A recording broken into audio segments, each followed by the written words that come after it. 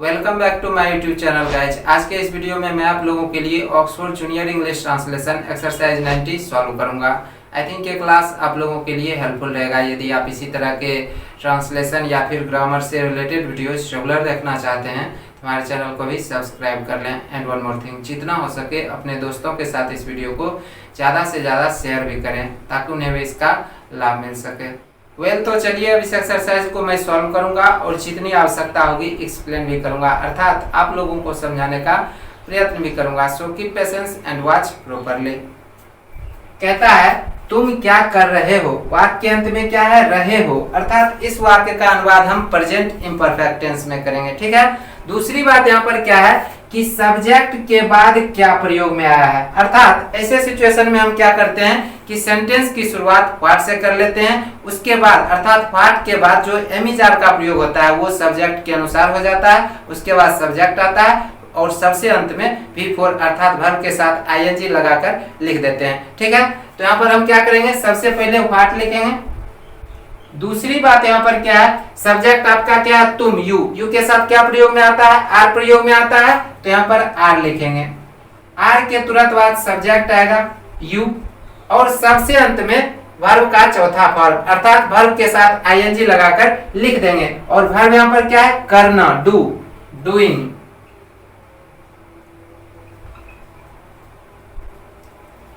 तुम क्या कर रहे हो, व्हाट आर यू डूइंग। अब है मैं खेल रहा हूं। देखो ये क्या है, अफर्मेटिव सेंटेंस है अर्थात सकारात्मक वाक्य है। तो यहाँ पर सबसे पहले हम सब्जेक्ट लिखेंगे, उसके बाद सब्जेक्ट के अनुसार एमिजार आ जाएगा, उसके बाद V4। ठीक है। तो यहाँ पर सबसे पहले सब्जेक्ट क्या है, मैं, आई के साथ क्या आता है, एम।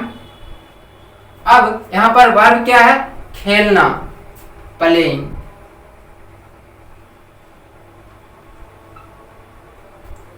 मैं खेल रहा हूं, आई एम प्लेइंग। अब है क्या तुम क्रिकेट खेल रहे हो। यहाँ पर एक चीज आप समझो, पहला वाला सेंटेंस तुम क्या कर रहे हो ये भी क्या था, इंट्रोगेटिव सेंटेंस था, प्रश्नवाचक वाक्य था। बट यहाँ पर कंडीशन क्या था कि सब्जेक्ट के बाद क्या आया था। अब यहाँ पर देखो क्या तुम क्रिकेट खेल रहे हो ये भी क्या है, इंट्रोगेटिव सेंटेंस है, प्रश्नवाचक वाक्य है। बट यहाँ पर क्या है, सेंटेंस की शुरुआत क्या से हुई है। ठीक है। तब हम ऐसे सिचुएशन में क्या करते हैं, एमिजार का प्रयोग हम सब्जेक्ट के अनुसार करते हैं और एमिजार से ही सेंटेंस की शुरुआत करते हैं। ठीक है। तो यहाँ पर क्या है, सब्जेक्ट है तुम, यू के साथ क्या आता है, आर आता है, तो सेंटेंस की शुरुआत आर से कर लेंगे। ठीक है। आर, आर के तुरंत बाद सब्जेक्ट आएगा यू। ठीक है। अब यहाँ पर देखो वर्ब क्या है, वर्ब है खेलना, तो वर्ब का चौथा फॉर्म प्लेइंग और सबसे अंत में जो भी ऑब्जेक्ट रहेगा, अदर वर्ड रहेगा, उसे लिख देंगे क्रिकेट। ठीक है।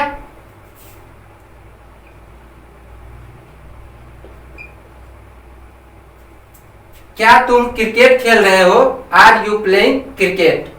नहीं, मैं क्रिकेट नहीं खेल रहा हूं। ये क्या है, नेगेटिव सेंटेंस है अर्थात नकारात्मक वाक्य है। तो नेगेटिव सेंटेंस में हम क्या करते हैं, subject plus am is are plus not plus V4 और यदि ऑब्जेक्ट रहता है तो सबसे अंत में लिख देते हैं। ठीक है। तो यहाँ पर सबसे पहले है नहीं, तो पहले लिखेंगे नो।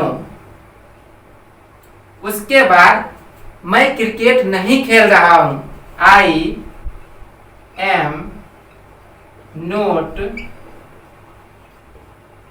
Playing cricket.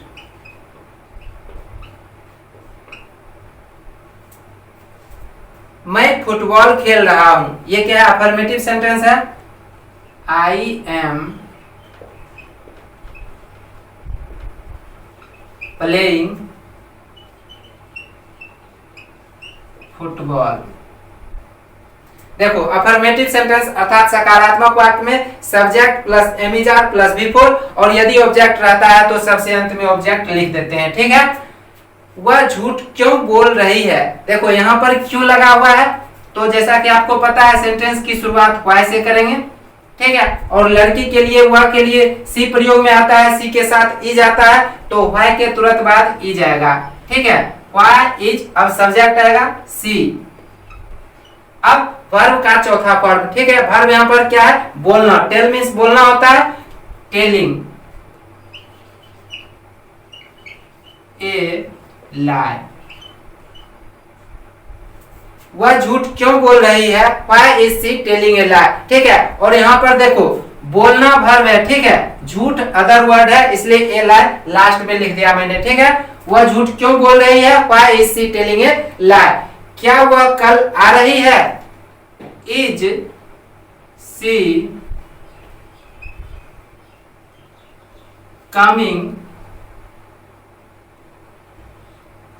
tomorrow, वे लोग क्या कर रहे हैं, what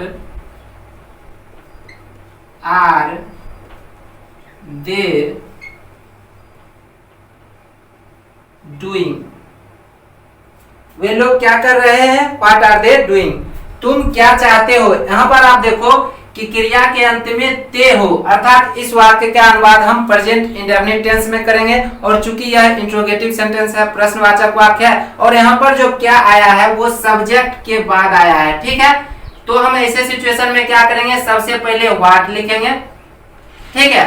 व्हाट के बाद डू या डज सब्जेक्ट के अनुसार आता है, और सब्जेक्ट यहाँ पर क्या है, तुम, यू के साथ हमेशा डू प्रयोग में आता है, ठीक है। तो व्हाट के बाद पहले डू लिखेंगे, उसके बाद सब्जेक्ट आएगा यू, और सबसे अंत में वर्ब का फर्स्ट फॉर्म। वर्ब यहाँ पर क्या है, चाहते, चाहना वर्ब है, वांट।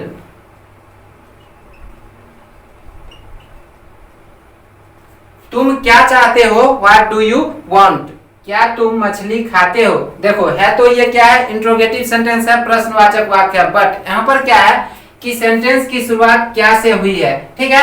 तब हम ऐसे सिचुएशन में क्या करते हैं, सब्जेक्ट के अनुसार डू और डज से सेंटेंस की शुरुआत कर लेते हैं, उसके बाद सब्जेक्ट आ जाता है, उसके बाद V1 आता है, और सबसे अंत में यदि उस सेंटेंस में ऑब्जेक्ट रहता है तो लिख देते हैं, ठीक है।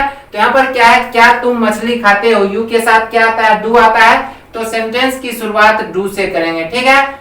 डू यू इट फिश, क्या तुम मछली खाते हो, डू यू इट फिश, नहीं मैं मछली नहीं खाता हूं, no I don't it fish. ये निगेटिव सेंटेंस था, ठीक है, नकारात्मक वाक्य। अब है क्या आपका भाई मेरे भाई को जानता है, does your brother know my brother. देखो वे वहां कब जा रहे हैं, यहाँ पर क्या प्रेजेंट इम्परफेक्ट टेंस है, ठीक है। तो सेंटेंस में कब लगा हुआ है, पहले व्हेन लिखेंगे, when are they going there, वे वहां कब जा रहे हैं, when are they going there.